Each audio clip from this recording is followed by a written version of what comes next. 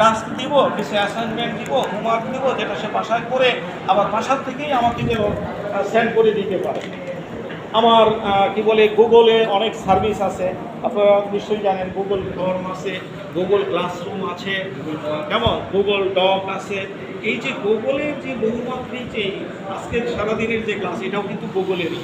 এই যে জিপিএসসি নিয়ে কাজ করলেন, এরপরে কিউআর কি বলে ওই স্ক্যান করা, সেটা নিয়ে কাজ করবেন, যে একটা ফাইল স্ক্যান করে এক্ষুনি আমি এক জায়গায় পাঠিয়ে দেব। তারপরে কিউআর কোড ব্যবহার করে আমি একটা জিনিস সম্পর্কে জানবো।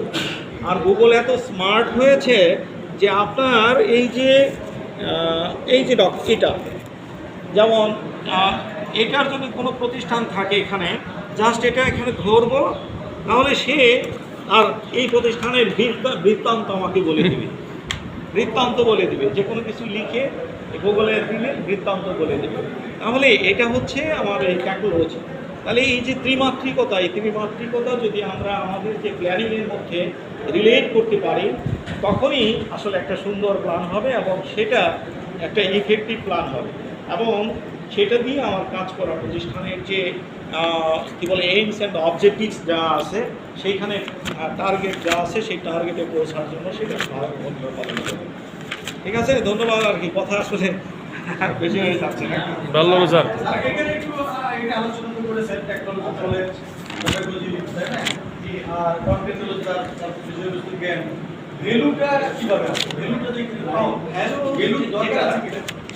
অবশ্যই এটা হচ্ছে আমাদের ভ্যালুসটা কিভাবে আসে, মূল্যবোধ, বিশ্বাস এবং মূল্যবোধ, এই দুটার সাথে আমার একটা সম্পর্ক আছে।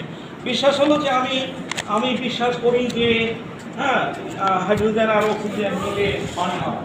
আচ্ছা, আমি বিশ্বাস করি যে শিক্ষক যদি সুন্দর করে কথা বলেন, তাহলে শিক্ষার্থীর ভাষা দক্ষতা বাড়ে, এটা বিশ্বাস।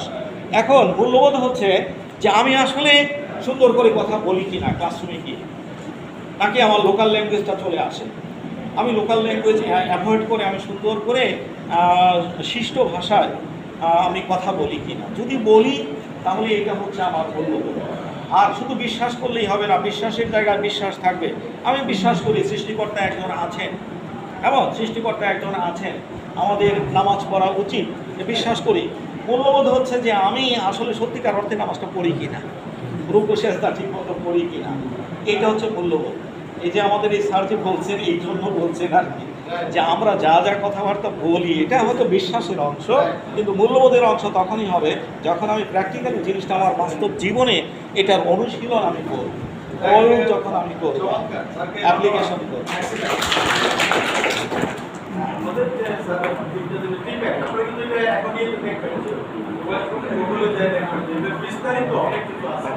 সেটা আমল করতে হবে।